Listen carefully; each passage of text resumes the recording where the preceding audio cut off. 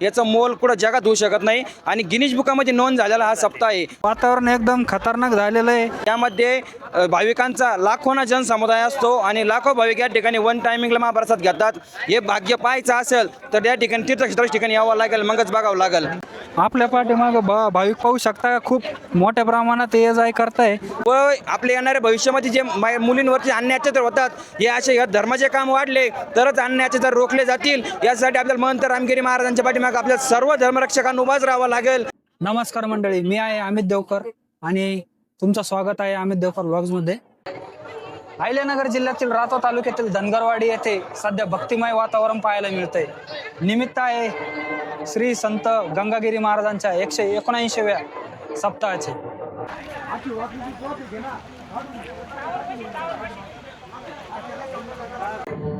मंडळी, आपण आता सध्या धनगरवाडीमध्ये सुरू असलेल्या या भव्य सप्ताहामध्ये ठिकाणी आलेलो आहे। तुम्ही माझ्या पाठीमागं पाहू शकता। इथं आल्यानंतर सर्वात आधी जाणवते की भक्ती आणि श्रद्धेची ऊर्जा। परिसरातील प्रत्येक व्यक्ती आपल्या मोठ्या उत्साहाने सप्ताहामध्ये सहभागी होताना दिसत आहे। सप्ताहाच्या निमित्ताने आपण पाहू शकतो मंदिर परिसर आणि संपूर्ण गावामध्ये सुंदर सजावट झालेली आहे। सकाळपासूनच भाविकांची ये जा सुरू असल्यामुळे इथं वातावरण एकदम भक्तिमय झालेलं आहे। आणि या सप्ताहामध्ये होणाऱ्या भजन कीर्तनाला आणि धार्मिक कार्यक्रमांना भाविकांचा मोठा प्रतिसाद मिळत आहे। टाळ मृदंगाच्या गजरात आणि हरिनामाच्या नामघोषात अनेक भाविक भक्तीमध्ये तल्लीन झालेले आहे। या कार्यक्रमामध्ये आणखी एक वैशिष्ट्य म्हणजे गावातील लहान मुलांपासून ते ज्येष्ठ नागरिकांपर्यंत सर्वांनी ते उत्साहाने सहभाग दाखवला आहे।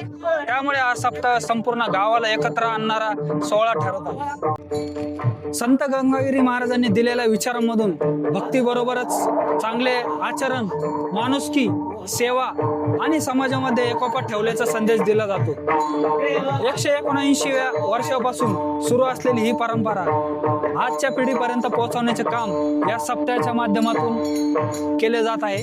त्यामुळे पुढच्या पिढीलाही आपल्या संतांची आणि आपल्या संस्कृतीची ओळख होणे खरोखरच अभिमानाची गोष्ट आहे।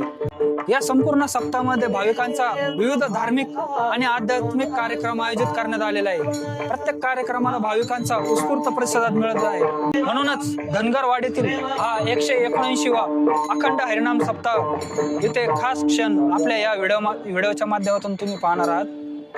व्हिडिओ आवडला तर लाईक करा, कमेंटमध्ये जय गंगागिरी महाराज लिहा आणि आपल्या मित्रपरिवारांसोबत हा व्हिडिओ नक्की शेअर करा।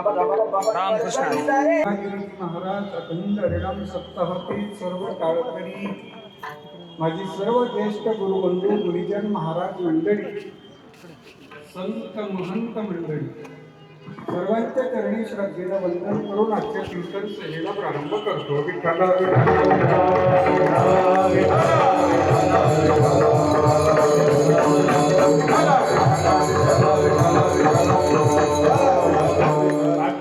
रामकृष्ण। अरे कुठला आहे? सावळीवर काय नाही तुझं? हा, शाळेत जातो का? कितीला? 8वीला। अरे वा, कसं वाटतंय सप्त्यामध्ये सेवा करून?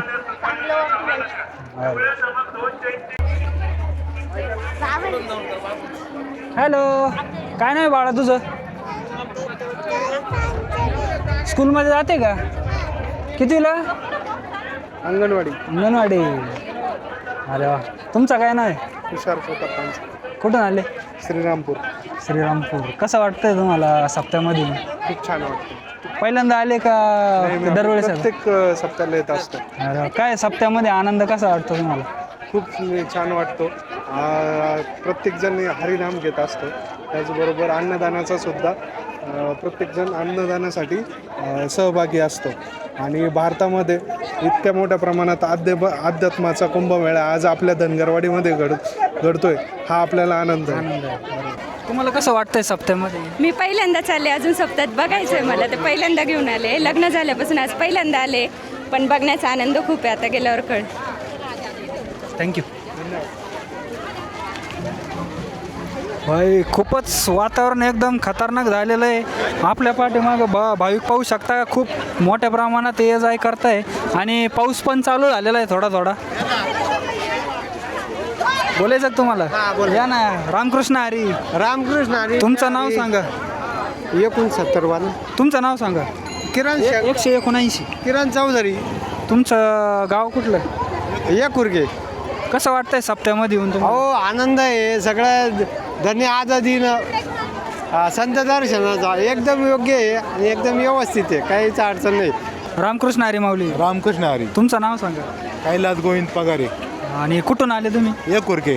कसं वाटतं सप्त्यामध्ये येऊन? एकच नंबर. एवढी गर्दी आहे, काय आनंद असतो बरं सप्त्यामधला जरा सांगा आम्हाला. सप्ताह एकच नंबर आहे, भारी एकदम रामगिरी महाराजांचा. आणि इथं आता ट्रेनच्या फाळकापाशी आपण आलेलो आहे. खूप मोठ्या प्रमाणात इथं भाविक थांबलेले आहे. ट्रेन येते का काय माहीत नाही भाई. आणि पाऊस पण चालू झालेला आहे.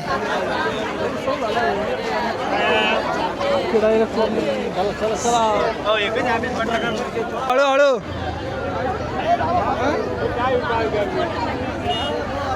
इथं भाविकांचे खूपच शर्तीचे प्रयत्न चालू आहे. मी काय म्हणतो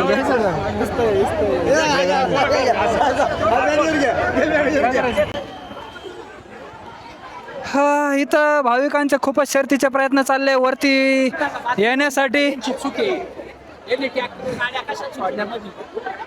भाविकांना पुढे जाण्यासाठी खूपच त्रास होतो आहे.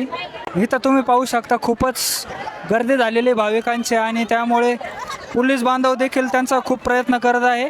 आणि इथं काही गाड्या सोडल्यामुळे भाविकांना खूपच करून आलेल्या मध्ये गाड्या यांनी पाठवायला नकोय. ऐक ना, यांनी या गाड्या पाठवायला नको. ज्या बिगर कामाच्या गाड्या आहेत त्या रोडला गर्दी सोडल्या नाही पाहिजे. तो ट्रॅक्टर कुठल्याही काही कामाचा नाही तो सोडला नाही पाहिजे. आणि ही पुढं गर्दी नाही आहे, ट्रॅक्टर साधनांमुळे गर्दी झालेली. पण इथं पुढं का बरं म्हणजे काहीच ट्रॅक्टर आहे तो ट्रॅक्टर त्यांनी इकडे सोडायला नको होता. हे एक बोगदा आहे आणि ही जागा कमी असल्यामुळे इथं साधनं सोडू नये अशी माझी या सप्ताह कमिटीला विनंती आहे की इकडे साधनं सोडू नका अशी माझी विनंती राहील. आता हे सगळे वरती येऊ राहिले, खूप अवघड आहे. किती एखाद्याला लागलं किती किती त्रास होऊ राहिला बघा नाही. महिला भगिनींचा त्रास बघा ना ते.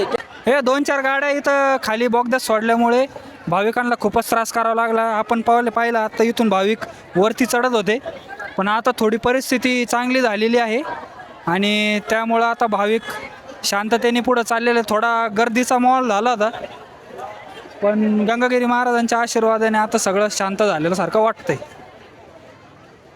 रामकृष्ण हरी माऊली. रामकृष्ण हरी. तुमचं नाव सांगा. अंबादास वाणी, कुठून आले? संगमनेर. सप्त्यामध्ये येऊन तुम्हाला कसं वाटतंय? फार आनंद वाटलाय सगळं भाविक परिवार पाहून.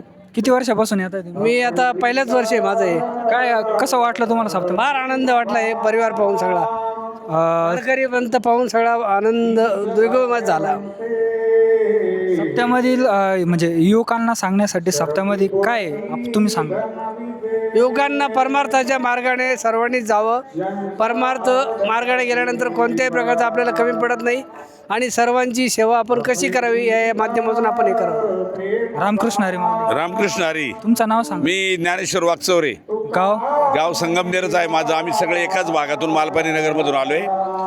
फक्त आणि फक्त या सप्त्यासाठी आलोय. 179वा हा सप्ताह. खरं तर आमच्या अगदी जवळच्या गावामध्ये हा तिसऱ्यांदा अनुभवतोय.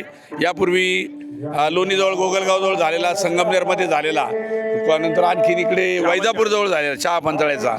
त्यामुळे हा 4था सप्ताह ज्या वेळेला आयोजित करताना पाहिला तर त्यामधला हा उत्साह, लोकांचं प्रेम आणि देवाबद्दलच्या भावना अत्यंत चांगल्या. आणि दुसरी गोष्ट, ही परंपरा महाराष्ट्राची एका समृद्ध परंपरेचं नाव घेणारी आहे. यातून आपण जे बोललात युवकांसाठी, खरं तर यातून संस्कार, आपल्या आईवडिलांची, मातापित्यांची, देशाची सेवा आणि अत्यंत चांगुलपणाने प्रत्येकाने वागणं हेच खरं तर अभिप्रेत आहे. वेळ मिळेल तेव्हा नक्की या भजनामध्ये याच्यात सामील व्हावं, अन्नदानामध्ये सामील व्हावं. ही एक फार चांगली भावना, भूमिका याच्यातून मिळते. त्यामुळे आम्हा मित्रांना नक्की वाटलं हे आपण या सप्त्याचा आनंद घेऊयात. खूप छान वाटलं. खरं तर खूप लाखोचा समुदाय असल्यामुळे थोड्या अडचणी असतात, पण कुणी तक्रार करत नाही, कुणी कुणाला आरडाओरडा करत नाही, बोलत नाही, भांडत नाही. यासारखं प्रेमच नाही असं आम्ही समजतो. धन्यवाद. बस. तुमचा काय अनुभव आहे? आमचा अनुभव असा आहे, मी आता हे 3ऱ्या वर्ष आहे या सप्ताहाला येण्याचं. या ठिकाणी आल्यानंतर वेगळ्याच प्रकारचा आनंद, एक सुख प्रकारचं मिळतं आणि समाधान पण मिळतं. अशाच प्रकारचा हा वारकरी संप्रदाय उत्तरोत्तर वाढत जाऊ अशी आम्ही अपेक्षा करतो. आणि जय रामकृष्ण हरी. तुमचं नाव काय माऊली? तुमचं नाव सांगा. संपतराव लक्ष्मण फुले, संगमनेर.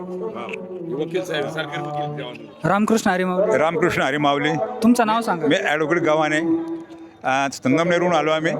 हा वारकरी संप्रदायातील सर्वात मोठा सोहळा आहे आणि असा सोहळा फार आपल्या महाराष्ट्रात तरी पूर्ण पदाचा होत नाही. आणि गेले 10 वर्षापासून मी या सोहळ्याला हजेरी लावतो आणि खरोखरी झाल्यानंतर आनंद होतो, मन एकदम प्रसन्न होतं. आणि एकंदरीत त्याचा सहभाव आणि एकंदरीत मॅनेजमेंट बघितली ते सर्वात उत्कृष्ट असं हे ते ठिकाण आहे आणि याच्यातून फार मोठं घेण्यासारखं आहे, समाजाला प्रबोधन मिळण्यासारखं आहे. तरी पण सुद्धा फार आनंद होतो. हे आपण बघतो एवढे भाविक आलेले हो. इथं म्हणजे कोणत्याही प्रकारची तक्रार किंवा आरडाओरड नाही आणि कुठेही बी पोलीस नाही का कुठे बंदोबस्त नाही. थोडे बंदोबस्त आहे.